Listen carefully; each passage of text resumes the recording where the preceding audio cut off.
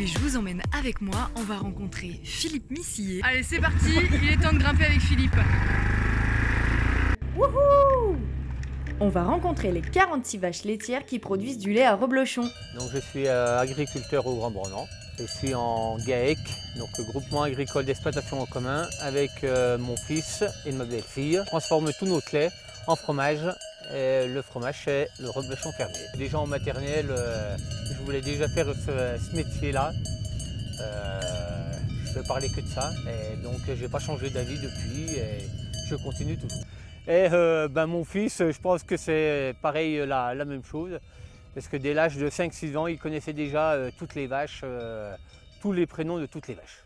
Alors là, derrière, on a Galaxy, ici Musique, la Macarena, la Humour, la Jonquille, et un tout petit peu plus haut, qu'on devine à peine là-haut, c'est Neige. Vous avez pas mal d'humour. On essaye de trouver des noms. Alors quand c'est des noms de musique, eh ben, on continue sur la musique. Quand c'est des noms de pays, on continue sur des noms de pays ou de villes. Comme ça, on peut remonter jusqu'à plusieurs générations. Et pourquoi avoir choisi que des abondances? Pour moi, c'est la race que je préfère. C'est une race qui s'adapte, qui marche très bien, qu'elle aille chercher l'herbe dans les pâturages, en pente. Et donc, c'est une race qui marche très bien et qui s'adapte très bien à ça. C'est une vache qui est qui a un lait très fromageable et qui a une très bonne qualité de lait. Donc c'est pour ça qu'on a choisi cette race. Et je la trouve très jolie. Et pour tout savoir sur les races de vaches qui produisent du lait à Reblochon, rendez-vous sur notre site reblochon.fr, l'onglet Nos stars. Il est 16h, c'est l'heure de la traite. La particularité du reblochon fermier, c'est de fabriquer tout de suite après la traite. Donc on traite matin et soir, donc on fabrique matin et soir. Alors le matin, on commence à 5h15. Et le soir, vous terminez à? Et le soir, on termine vers les 7h30, 8h. Ah oui, ça fait des sacrées journées. Hein. Voilà. Ah oui, vous êtes sacrément passionné par le reblochon. Hein. Et cette passion se transmet dans la famille. Retrouvons Pauline, la belle-fille de Philippe, pour la traite. Je trouve que c'est une fierté de tout faire de A à Z. De traire, fabriquer son produit et vendre son produit, je trouve ça vachement bien. Ensuite, le lait, bah où? Du coup, il part directement dans les tuyaux qu'on voit là et ça tombe directement dans le chaudron. Et c'est la maman de Philippe qui nous emmène voir la cuve à lait. Et là, il y a combien de litres de lait? 280. 280 litres de lait. Et là, qu'est-ce que c'est? C'est la présure pour faire cailler le lait. Il faut coaguler le lait, c'est-à-dire le faire passer de l'état liquide à l'état semi-solide. 45 minutes plus tard, c'est Arnaud, le fils de Philippe, qui reprend la main. Et là, tu fais quoi? Là, je regarde la température du cahier, qu'on soit environ entre 33 degrés environ et 34. Voilà, on va garder cette température jusqu'au moulage du reblochon. On passe à l'étape des cahiers, donc tranche cahier. Ça, c'est ce qu'on appelle du cahier, c'est une texture de yaourt. Et avec le tranche cahier en forme de guitare un peu, on va commencer à découper tout doucement. Et là, le but du jeu de cette opération, ça va être de séparer le cahier, la matière blanche, du petit lait. Alors le petit lait, c'est ce qui va apparaître en jaune, ou c'est le lactosérum. Et ça, on va essayer de chercher tout doucement à l'enlever. Donc là, le but du jeu, c'est avoir un grain de taille d'un grain de maïs. Du coup, il faut repasser plein de fois. Voilà, plein de fois, oui.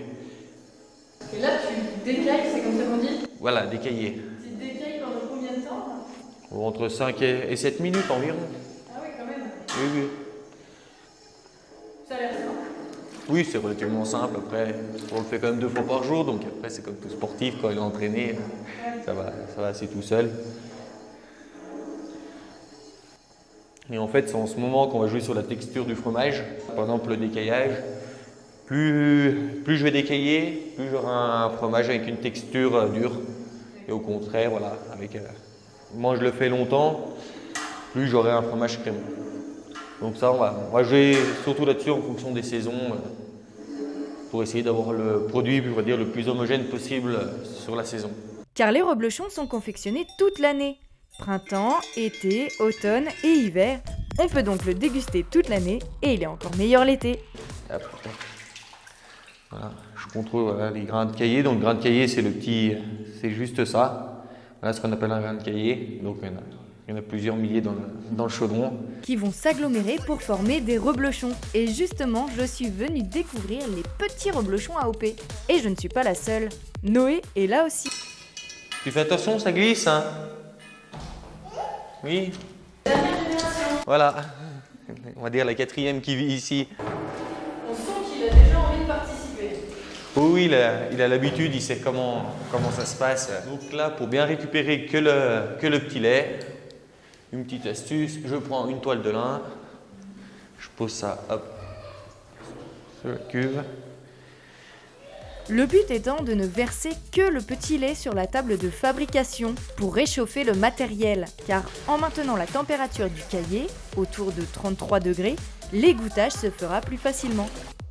Donc voilà, là on passe à l'étape du moulage. Donc le but du jeu, on va verser tout ce qui reste dans le chaudron sur la table de fabrication.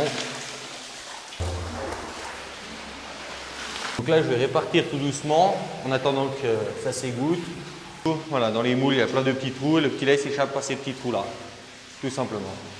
D'accord, ah oui, parce que ça ressemble pas du tout dans un moule à un reblochon classique. Non, c'est pas du tout classique. Ces trous là font en guise de toile et ça va là. Les reblochons en fait sont tout le temps dans la toile.